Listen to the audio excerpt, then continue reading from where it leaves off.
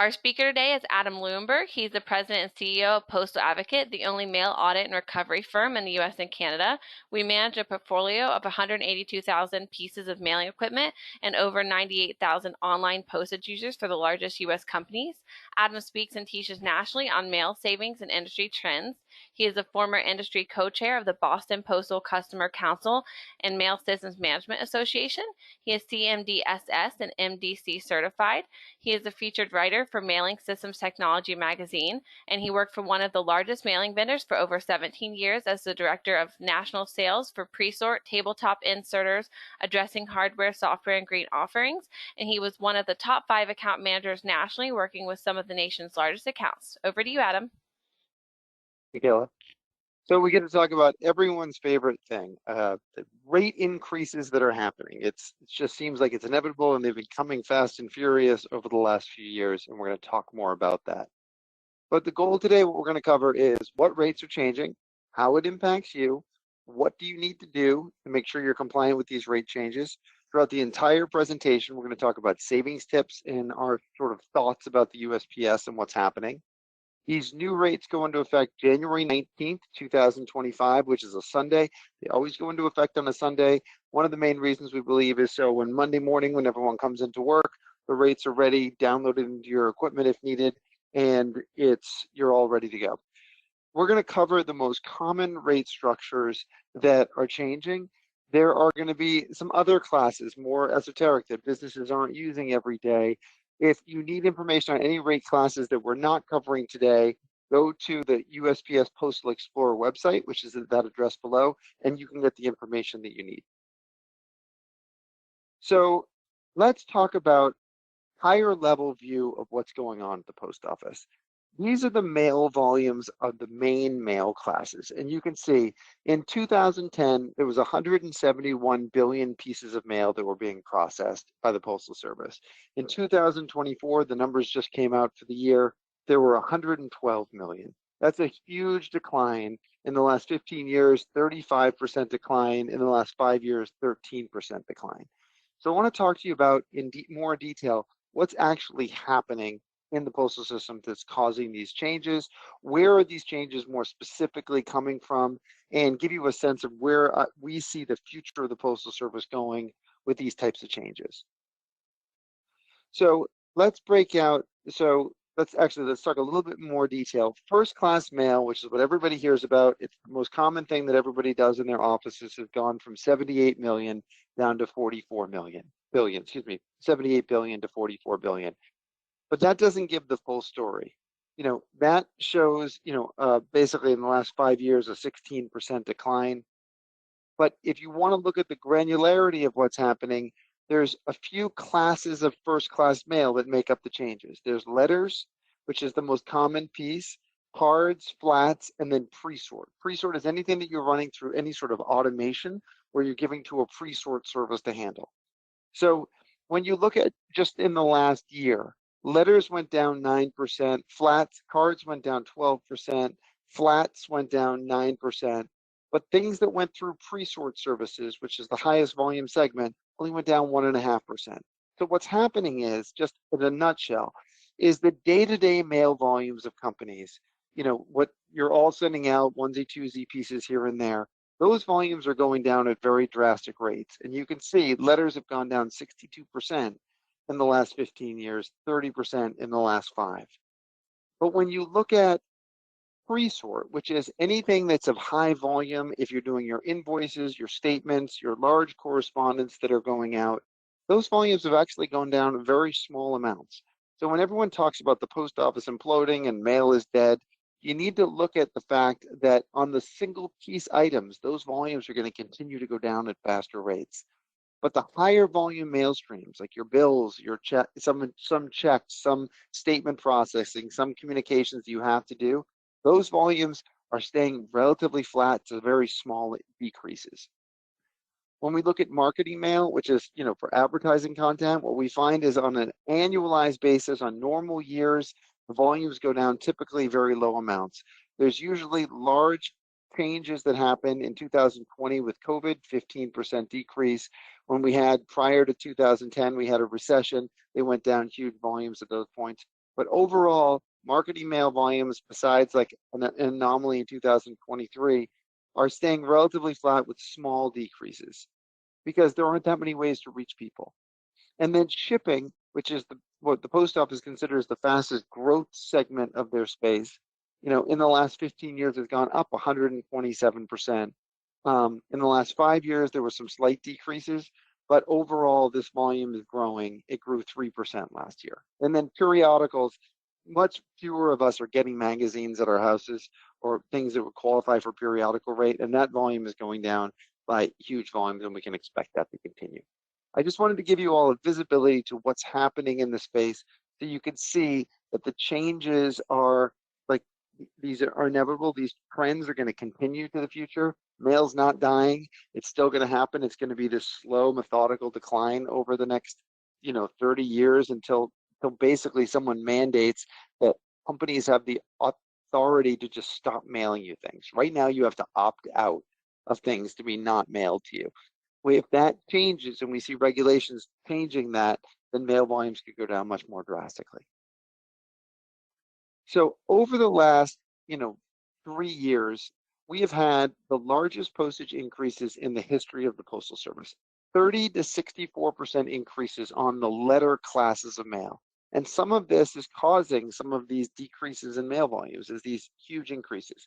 In the last 3 years, on the letter side, you've had 30 to 64% increases in postage. Never in the history of the Postal Service have we seen those types of increases. If you look at the previous 10 years combined prior to this, we had increases of 11 to 16%, and marketing mail flats went up 33%. But that was over a 10-year span. We've had, double to triple those increases over a 3-year span. And the reason is letter volumes dropping fast. They have to make up for these declines with rate increases. And at the same time, they have an increased number of drop points that they have to drop mail off at. We are increasing our population size, which means they have to stop to more homes and businesses and offices. And these volumes, again, after major corrections, have had, large changes after corrections like COVID and the recession. So you can expect these types of increases to happen well into the future. That is going to be like people are going to have to start spending more time thinking about how they're mailing things, because these increases, can have huge impacts in people's budgets. So let's talk about what's changing in this rate change and what's not changing. So what's changing is primarily the parcel side of the Postal Service. Priority Mail Express, Ground Advantage, premium mail forwarding services, Priority Mail International, International Express, First Class Package International. Those classes are changing. And they're changing because basically UPS and FedEx every January have an increase. This is considered a competitive segment of their business. They break their business into two segments: competitive, which is things where they directly compete basically with UPS and FedEx, and then market dominant. There's nobody else who can deliver a letter, for 69 or 73 cents. It's called a market dominant class. The market dominant classes primarily are not changing on this rate case, but you could expect that they will. And we've heard notices on this. We're going to have a very large increase on these classes in July that you can expect between a 5 and 12% increase on all of those segments. And we're going to go through the details of what's changing in a second, but I want to get everybody ready for it. Even if it's not changing now on these letter classes, you're going to have to budget for it because it's coming. So let's talk about what's changing. Priority mail, lower increase for the commercial. So basically, priority mail is anything 13 ounces to 70 pounds, 1 to 3 day delivery throughout the country, 9 primary zones based on your distance away. If you're sending something from Boston to Boston, that's, zones 1 or 2. If you're sending from Boston to California, that's a zone 8. And if you're going to the, to Hawaii and to Alaska, those would be typically a zone 9. So that's how it's rated. There's two forms. There's a retail rate, which is the rate you pay at the commercial counter of the Postal Service, or if you're running it through a postage meter, you get a retail rate. If you can print a 4x6 shipping label, you get a commercial rate, because you're submitting that transaction to the post office, and you're doing some more work to get them more data about the package. they're in turn giving you lower rates for it. And we'll discuss that in more detail. So overall, on all the retail items, you're getting a 3% increase. On the commercial items, you're getting a 2 to 4% increase. But overall, you're getting a lower increase on the commercial side than you are on the retail side. Priority Mail Express, which is the same service as Priority Mail, except it has, for most areas of the country, it has a guaranteed next day service. And by guaranteed, I mean you can actually get a refund if items aren't delivered by the designated time. That's going up at a 3% rate for both retail and commercial. There's a new service that was added in July of 2023 called Ground Advantage, which is the fastest growing service in the Postal Service. And just to give you some background of it, it's a 2 to 5 day delivery service. Priority Mail is a 1 to 3 day service. This is a 2 to 5 day service throughout the country. It can do anywhere between 4 ounces and 70 pounds. The significance of 4 ounces is there are rate structures for 4 ounce, 8 ounce, and 12 ounce that are where Priority Mail and Express Mail basically start at the 1 pound rate. So it gives some options for these types of shipping service rates for lightweight items that is very popular. And it's one standard service that replaces, there used to be 3 different services that Ground Advantage replaced. It used to have USPS First Class Package Service. You used to have USPS Parcel Select Ground and USPS Retail Ground Service. And people didn't understand, people used USPS First Class Package Service, but most businesses didn't understand or use the Parcel Select Ground and the Retail Ground Service. So they combined the whole thing into one service level, and it's having huge growth rates. You get $100 of insurance on it, just like you do with Priority or Express Mail.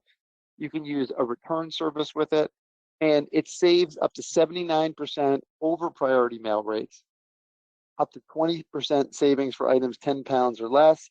And then there's retail and commercial versions. The commercial versions save 25 to 32% overall for items 10 pounds or less. But you can see they're having on the retail side 4 to 5% increases, and commercial 2 to 4% increases. So savings tip. So the first savings tip, and this is the most important, is if you're doing any sort of parcel, Priority Mail, Express Mail, Ground Advantage, get away from doing retail costs. It's too expensive.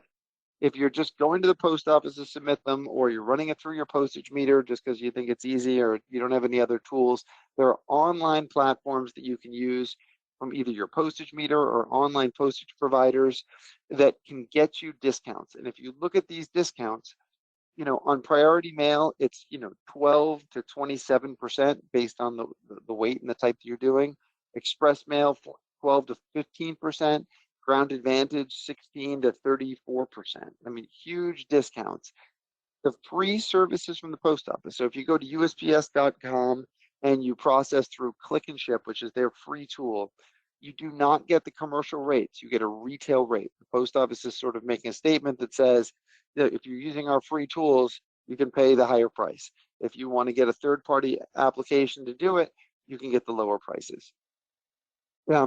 Multiple vendor options to process these. It requires the operator to enter the address and submit to the USPS electronically with these 4x6 shipping labels, which any platform that can do these labels can do for you with ease. The downside is you do need to physically type in the address into a system versus just run it through your postage meter. So these are sort of some commercial savings examples. On average, we look at Priority Mail Express at 15%, Priority Mail 22%, and Ground Advantage at 27%. These are overall sort of rates that are going to be the most common. The reason we say 10 pounds or less is because most organizations have a contract with UPS or FedEx, and over 10 pounds, typically you may have more competitive rate structures with UPS and FedEx for those over 10 pound items. But the less than 10 pound is where the post office really shines.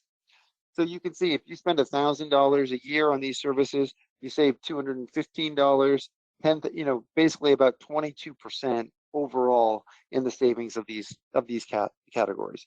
The reason we're calling this out is if you want an online postage platform that can do these, get these commercial rate structures, they typically cost about $15 a month.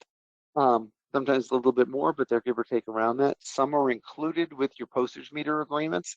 So you should check with your meter vendors.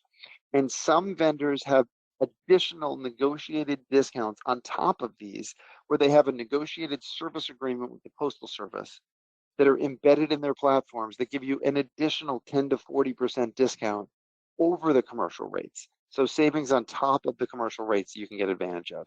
So the world is moving to commercial and to these online tools that can get these discounts.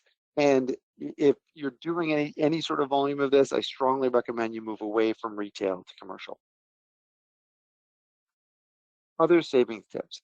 Compare your packaging. Most people, some offices will just grab a bunch of free priority mail or express mail stock in their office and they'll say, yeah, we just use the free packaging. Well, that's great because you get free packaging, but the cost, it might be costing you a lot more for certain packages. So this is just a grid for you to see. If you use a flat rate envelope versus use the £1 rate, it's $8.50 versus $7.90 for a local item. So you're spending an 8% premium using their packaging. On the same side, if you're using your own packaging and it's going to farther areas of the country, you're spending a lot more than you need, and you should be using the post office packaging. So it's important to be able to either compare these rates or just use as a rule of thumb. If it's going far away, use the free packaging. If it's close by and local deliveries, you could think about using your own packaging because it's less expensive. And that's true whether it's flat rate envelopes, they're small flat rate boxes, medium boxes, large boxes. You can see the discounts, and this chart may be helpful for you. And we will give a copy of this presentation so you can use this to compare. But the post office does provide free packaging for priority and express mail, not for ground advantage. So this is just a case in point for you to look at. Other savings tip. Many organizations default anything that's over 13 ounces to priority mail. And that's just the service that they use. Ground advantage should be considered because of its savings. The difference is priority mail is a faster service. It's 1 to 3 day service versus ground advantage, which is 2 to 5 day service. So the letters that you send through your postage machine, are basically getting 1 to 5 days service. They're basically going at the same service level as a ground advantage package. The priority mail piece is actually faster delivery. So the question is, do the things that you're sending out priority mail require you to get the 1 to 3 day delivery, or is 2 to 5 days sufficient? Think about, when you're using UPS or FedEx, some things are sufficient to send out ground versus some things you have to send overnight or 2 day or 3 day service. And it's no different here. But you can see the premium that you're spending for items under £1 that you're sending priority mail. You're paying a 48% premium, 1 to 5%, 24%, 6 to 10 pounds, 32%. So it's a good process to compare the rates to see what makes sense for your objectives. Ground Advantage is the fastest growing service with the USPS. The volume grew 28% in 2024. And it is overtaken, I believe, priority mail in a volume perspective, and we can expect that to continue. Now, this is confusing from the sense of the decisions that people have to make. So today, every organization on this call has a default private carrier that they'll use. They might use all UPS, they might use all FedEx, maybe they have a mixture of UPS, FedEx, or DHL that's in their office, but everyone has an agreement with these private carriers. And we go to lots of organizations and people say, oh, I send everything FedEx, I send everything UPS. And they don't really consider postal shipments as an option for this, except for the convenience pieces that run through their meters. That is fine in certain situations, but not in all. And I'm going to explain where you need to think about using the Postal Service for packages and how this works, this game of these carriers, so you can see what makes more sense for you. So I have this example chart, and this is a very standard of the things that people ship. We have lightweight items. Most people who are shipping, they're shipping either documents, in overnight envelopes, or they're shipping a lot of lightweight items. So I want to explain the differences of these charges to see if hopefully this makes sense. So rates for these charges, give or take, these are going to be base rates for UPS or FedEx. You're going to be paying somewhere in these ranges. Now, you may have huge discounts. right? You might, like, if I said, oh, we have a great UPS discount, we get 70% off ground and 80% off next day because we're doing millions of dollars of shipments. That's great. And you would think that that discount would be off these rates, but it's not, because every customer has a minimum package charge. But no matter what your discount is, if it's a $30 shipment and you have an 80% discount and you assume that it's only going to be $6, FedEx and UPS has said, no, your minimum charge that you can have that overnight item is going to be $12, no matter what your discount is. And every service, whether it's overnight, 2-day, 3-day, or ground, is going to have a minimum floor. So no matter what your discount is, they don't go below it. So the only place you can really take advantage of the discount is for heavier weight items. But let's just use these numbers as an example. So we're sending a local item, and it's, let's say ground is $10. Maybe you have a slightly better price at it's 8.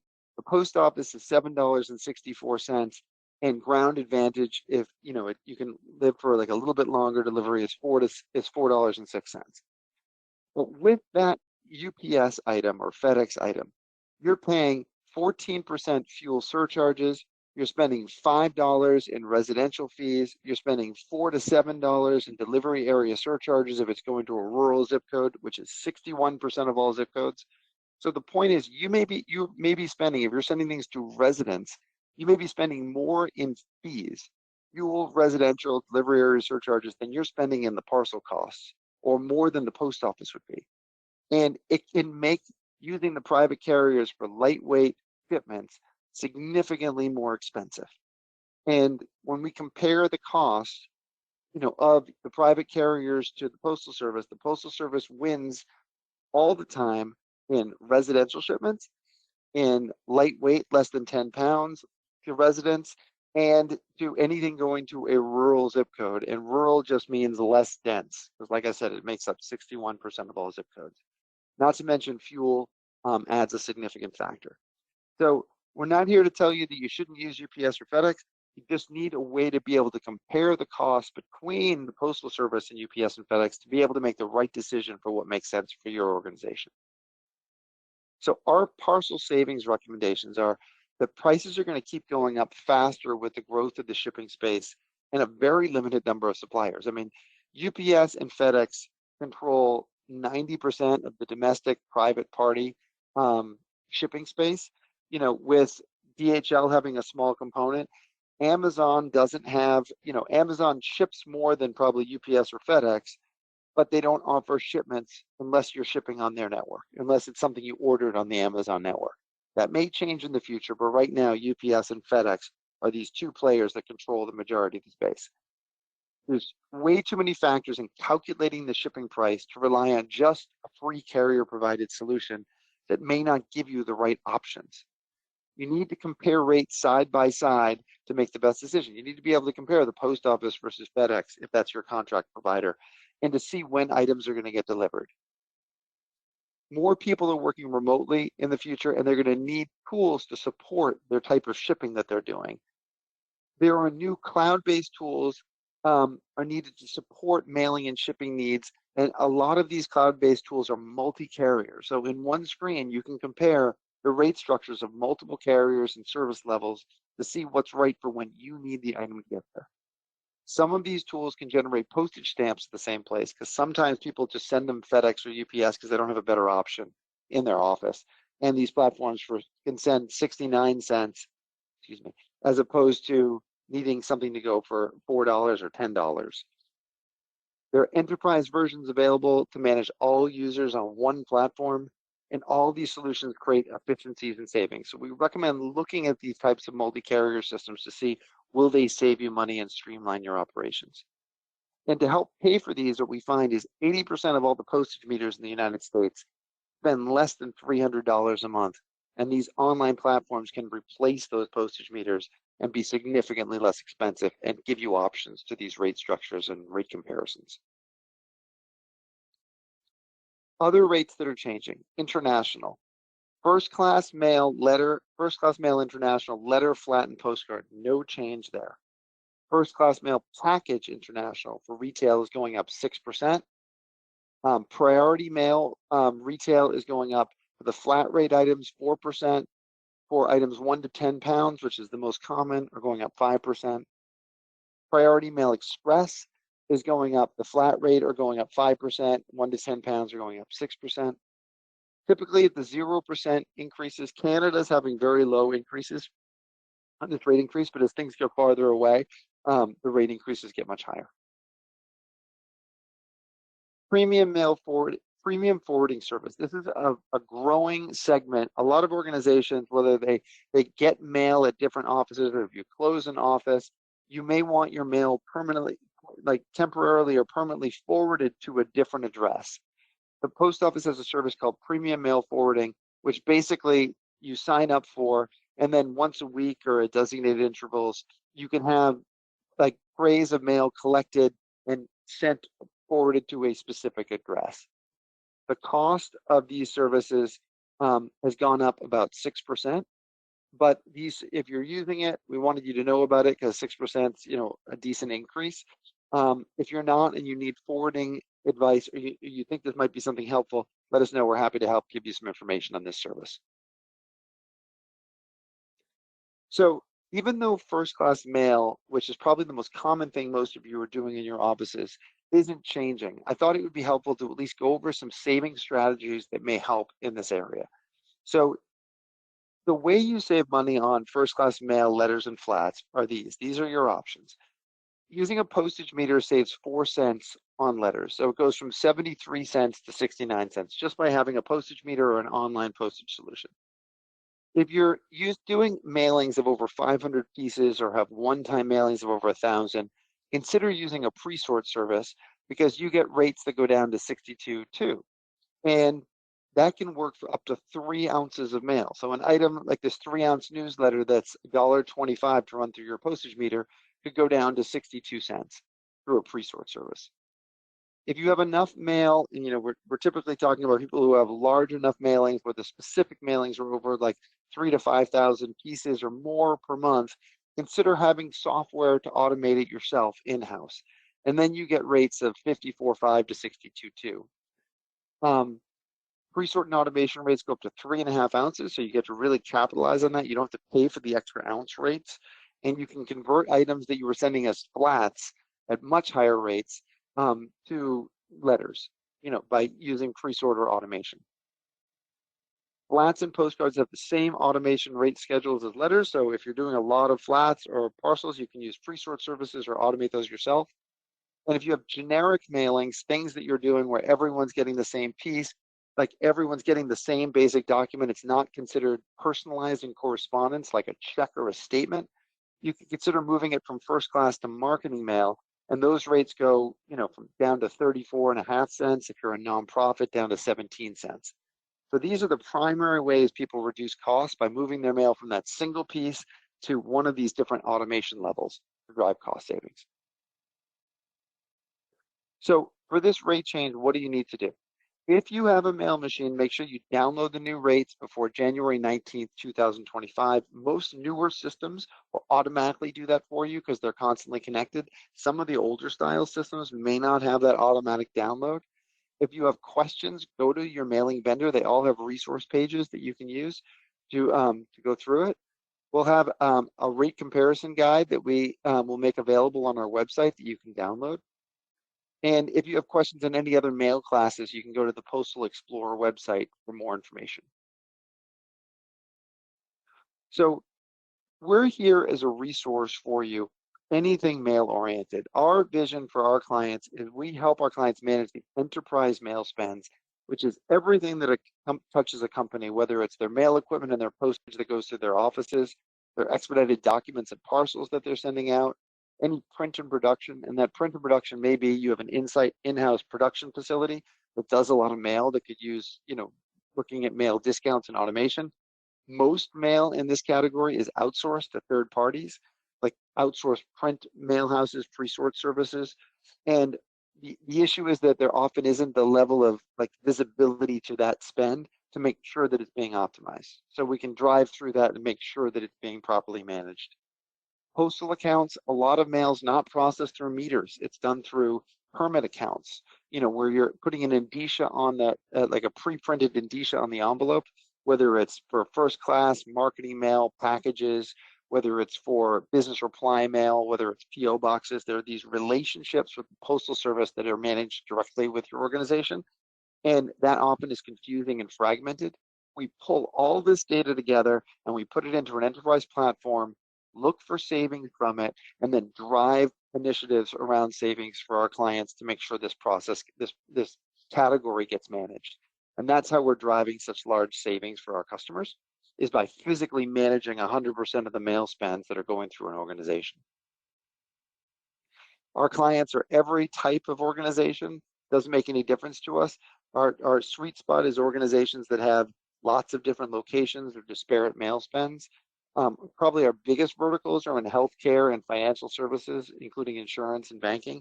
And those are the biggest just because those are the highest mail generating industries, but we have clients across all industries. And for anyone who's interested, we do a no-cost analysis of your mail spends and show you the savings that are available in your specific mail spends.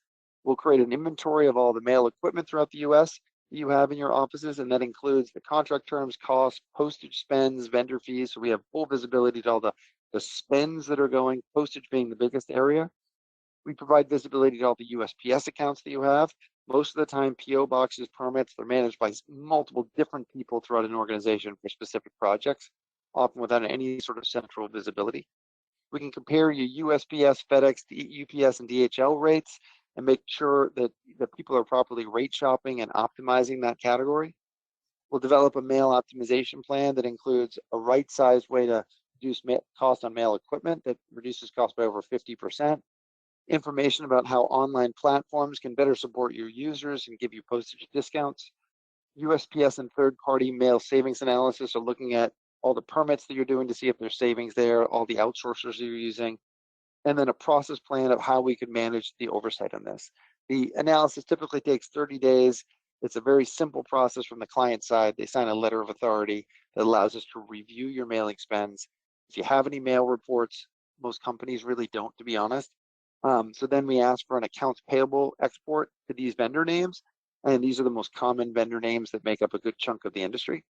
And we request a few invoice copies from backups from the accounts payable export, and then meet with us to review the results. So we do these types of educational sessions because we find that there's sort of a lack of postal education out there, people to easily consume. And we will inform you when we have these different sessions, which will be on different topics. And we will send out a copy of this to everybody. So I want to thank you all for coming today, and I want to open it up for any questions. Thanks, Adam. Hello, everybody. I hope you enjoyed the presentation. While we wait for some questions to roll in, I did just want to go ahead and remind you about the two different ways you can ask questions. You can either type your question in the chat box, or you can raise your hand and we'll unmute you to ask a question. While we wait for those, I just wanted to point out Adam's email is listed there in case you have any questions for him about anything he talked about today. And then also our social media icons and pages are listed there. So you can obviously find information from us more frequently on there with different mailing tips and topics that could be super helpful for you. So it looks like we have our first question. It says, why do you think the letter rates aren't going up this time? The letter rates have gone up so rapidly, and I think that the post office was trying to give people a little bit of a breathing room, is one. And then two, they've been basically planning out a much larger increase that's happening in July. They've been doing 2 rate increases a year on the letter side for the last 3 years. And I think they're moving to one in July, and then I think they've committed that they're moving back 2 rate increases a year going forward. So we'll see another one in January, another one in July, January, as like the regular means of doing business. That's what the post office sort of told us. Okay. And then it says, do you think the parcel rates will go up again this year? So typically they don't. Typically the parcel rates are only going up with one main increase, but the post office has been doing surge pricing during the holiday season, as all the vendors are doing. And there's always the possibility that the post office does increase again in July. but I'm not expecting that to go up. UPS and FedEx typically do their main increases in January, and I think they're following that trend because they can. Every year UPS and FedEx go up at least 5%, and they're following suit with that. Okay, looks like we have another question. Are you seeing a lot of people switching from the UPS and FedEx to the USPS? In segments. So you're never going to find that someone says, yeah, I'm moving all my volume to the Postal Service. That's just not a reality. The question is, does someone have segments of their business where they're sending lightweight items to residents? Or like that's the biggest area that the post office wins because they don't charge those residential and delivery area surcharge fees that are so high. So those are the main areas where post office wins, and they don't win by like 5 or 10% of cost. They win by like 50% of cost reductions, and that's why it's so popular. So that's the first area. And then if people are sending to a lot of rural areas, the delivery area surcharges can kill people because it's $3 to $7 on top of the regular package prices, and those aren't just for residential addresses; those are for everybody.